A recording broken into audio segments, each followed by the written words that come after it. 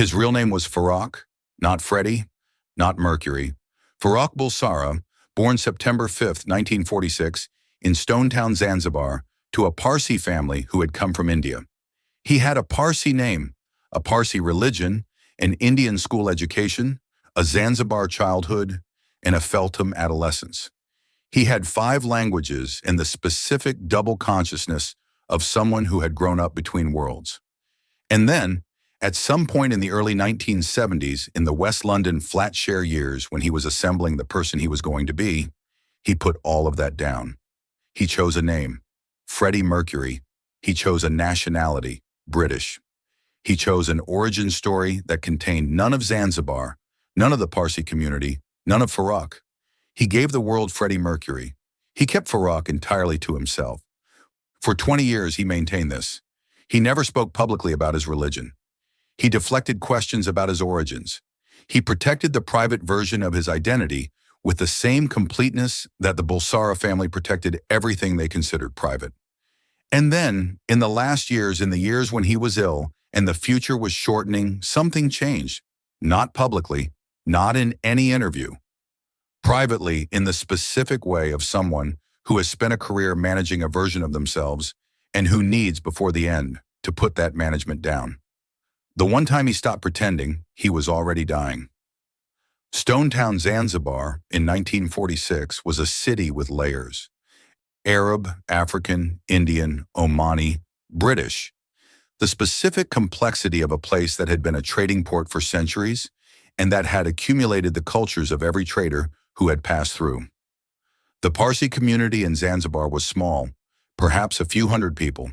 They had come, as Parsi communities came to many places, following the British Empire, the administrative routes, the commercial routes, the specific diaspora of a community that had left Persia centuries earlier and had been moving along the edges of the British world ever since. Bomi Bulsara, Freddie's father, was a cashier for the British colonial government. Jer Bulsara, Freddie's mother, managed the home. The family lived in the specific Parsi way, private, internally warm, externally formal, shaped by the Zoroastrian faith that had been central to Parsi identity for 1,500 years. Farrokh grew up speaking Gujarati and English. He attended the English medium school. He began piano lessons at 7. He drew. He performed for family. He was, by the accounts of the people who knew him as a child, already specifically himself. Already the person with the specific quality of attention and energy that would eventually fill Wembley Stadium. When Farrokh was 8 years old, his parents sent him to St. Peter's School in Panchgani, a hill station in Maharashtra, India. This was not unusual for Parsi families of the Bulsara's position. The British model boarding schools in India were considered the right education for a family that valued professional achievement and understood that education was the primary instrument of social mobility. Farrokh was 8 years old, and he went from Zanzibar to Maharashtra, and he lived in a dormitory with other boys, and he learned, in the way that boarding school children learn, the specific skills of managing between two worlds. At home in the holidays, he was Farrokh. At school, he was Freddie. He gave himself the nickname himself, Freddie, not a formal name, not chosen by his parents, chosen by him at 8 years old in a school in Maharashtra. The specific act of self-naming that prefigured everything that would follow the understanding, at 8 years old, that you could choose what to be called, that the name you were given was not necessarily the name you had to keep. The name you were given was not necessarily the name you had to keep. This is the thread that runs through the entire career, from the 8-year-old who gave himself a nickname in a boarding school in Maharashtra, to the 17-year-old who moved to England with his family, to the 20-something in West London who looked at the world he was about to enter and made a calculation. The calculation was specific. He was brown-skinned, born in Zanzibar, raised partly in India, shaped by a religion that most of his new audience had never heard of. The British rock world of the early 1970s was not hostile to difference in the way that more explicit hostility is hostile. It was simply not interested in the specific kind of difference that Farrokh Bulsara represented. It was interested in the specific kind of difference that it understood how to receive. And so he gave it what it could receive. He gave it Freddie Mercury, a British stage name. No Zanzibar, no India, no Parsi, no Farrokh. The choice to become Freddie Mercury was not a betrayal of Farrokh Bulsara. It is too easy to read it that way, and too reductive. It was a navigation, the specific navigation of a person who understood, in the practical terms of the world they were entering, what they needed to give and what they could keep. What he gave, the name, the origin story, the cultural context. What he kept, the family. Bomi and Yer Bulsara lived in Feltham, Middlesex, for the entirety of Freddie Mercury's fame. He visited, he called, he maintained the private family connection with the same completeness that the public identity concealed it. The Parsi faith, he did not practice it publicly. He did not mention it in interviews. He did not appear at Parsi community events. But the specific Parsi understanding of privacy, of family as the interior that protects itself from the exterior world, of silence as a form of dignity rather than a form of shame, this understanding shaped every decision he made about what to reveal and what to protect. He was more Parsi in his management of his own identity than any interview ever acknowledged. For 20 years, from the early Queen albums in 1973 to the last recordings in 1991, Freddie Mercury maintained the public version of his identity with near total consistency. Questions about his origins, deflected with charm or with the specific professional distance of someone who had decided that certain topics were not available for discussion. Questions about his religion, not answered. Questions about Zanzibar, about India, about the Bulsara family, about what Farrokh had been, answered in the most general possible terms. He was British. He was Freddie Mercury. He was the performer the world had decided it wanted. The management was not effortless. Brian May has spoken, in the years since, about the specific care with which Freddie Mercury managed the distance between what was public and what was private. It was not a comfortable distance, it was a maintained one.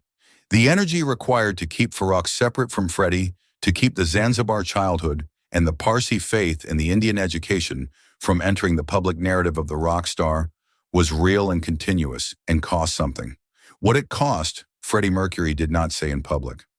In 1987, Freddie Mercury received his HIV diagnosis.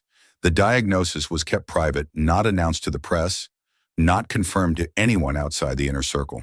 The public would not know until November 22, 1991, 2 days before his death. But within the private world, within Garden Lodge, within the family, within the specific interior that had always been kept separate from the public version, the knowledge changed things. The years between 1987 and 1991 were the years in which the management of identity began, quietly, to loosen, not publicly, not in any interview. But the people who were at Garden Lodge in those years have noted, in the various memoirs and accounts, a specific shift.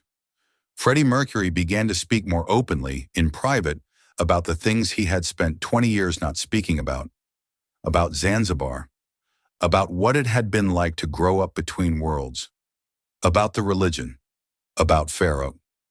Not to journalists, not to cameras, to the people in the room.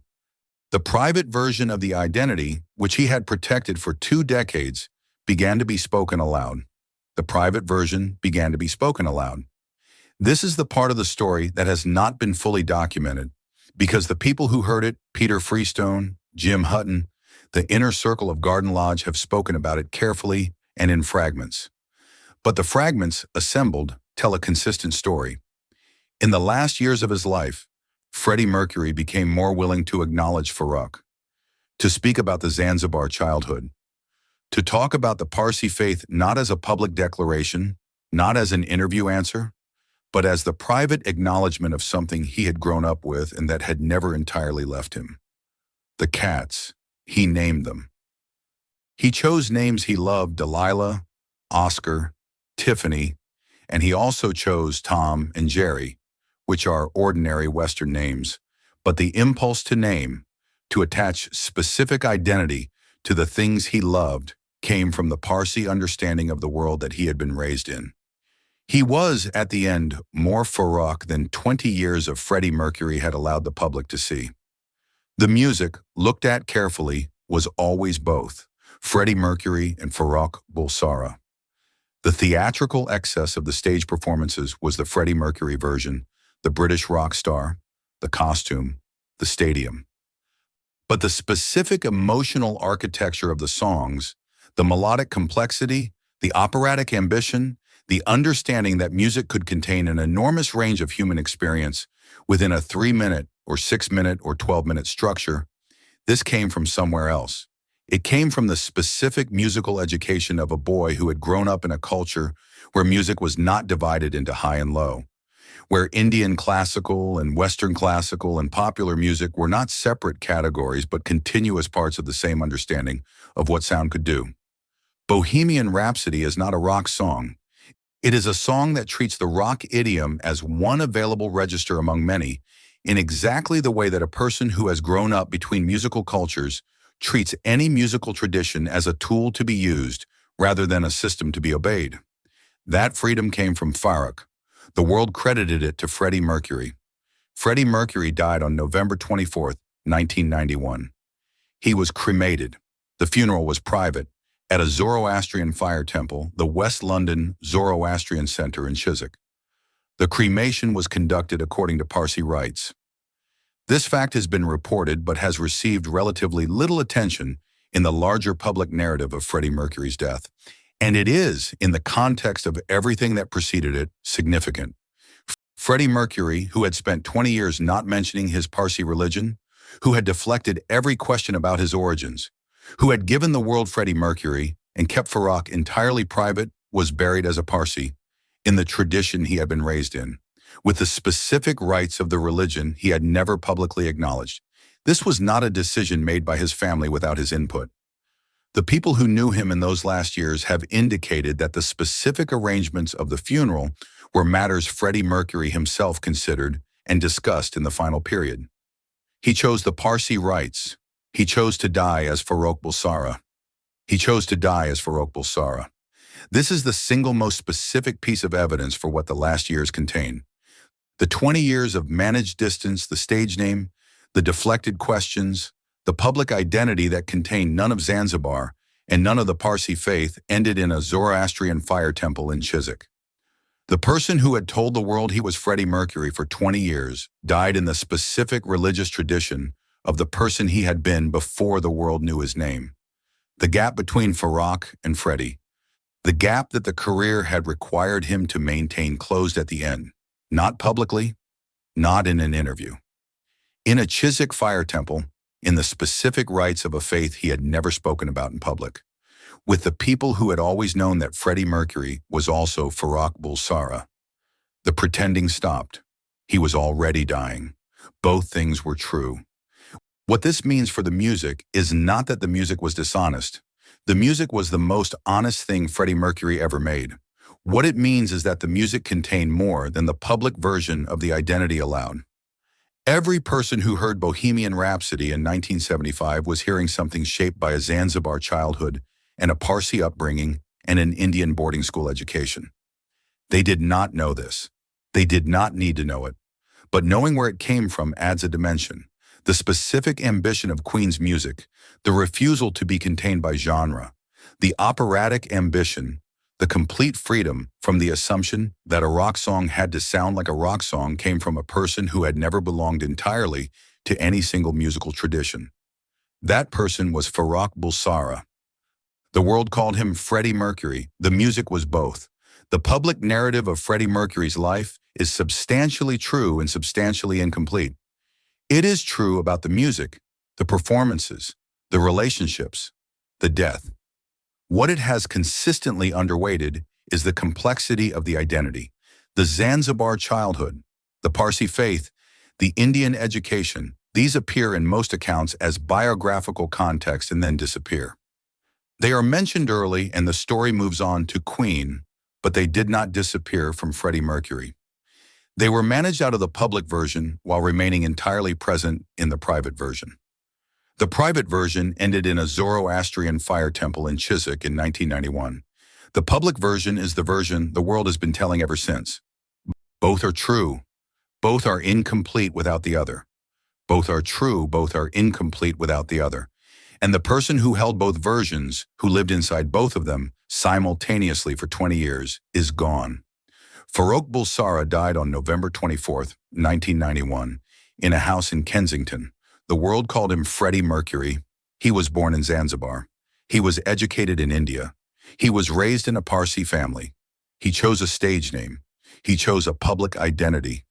He managed the distance between that identity and his private self with extraordinary consistency for 20 years. And in the last years, as the illness progressed and the future shortened, and the specific distance between the public and private versions became less important than the specific truth of who he actually was, he let the distance close. Not for us, for himself, for the people who already knew, for the Zoroastrian fire temple in Chiswick that was waiting. He went back to Farrokh at the end, quietly, privately, in the specific Parsi way of keeping the important things inside where they belong. His real name was Farrokh. He chose Freddie. He chose Mercury. He gave the world a name and an origin and a public identity that contained none of Zanzibar, none of the Parsi faith, none of the Indian boarding school, none of the specific double consciousness of a person who had grown up between worlds. He maintained this for 20 years. He gave everything to the stage. He held Farrokh entirely private. He named his cats Tom and Jerry and Delilah and Oscar. He visited Bomi and Jer in Feltham. He kept the family interior exactly as private as the Parsi tradition required it to be. And in the last years, in the years when the diagnosis was no longer deniable and the future had shortened to a specific length, he let the distance close. He died in a Zoroastrian fire temple in Chiswick. He was cremated according to the rites of the faith he had never mentioned in 20 years of interviews. He chose to die as Farrokh Bulsara. The world had called him Freddie Mercury. He was always both. The one time he stopped pretending, he was already dying. He was right to stop.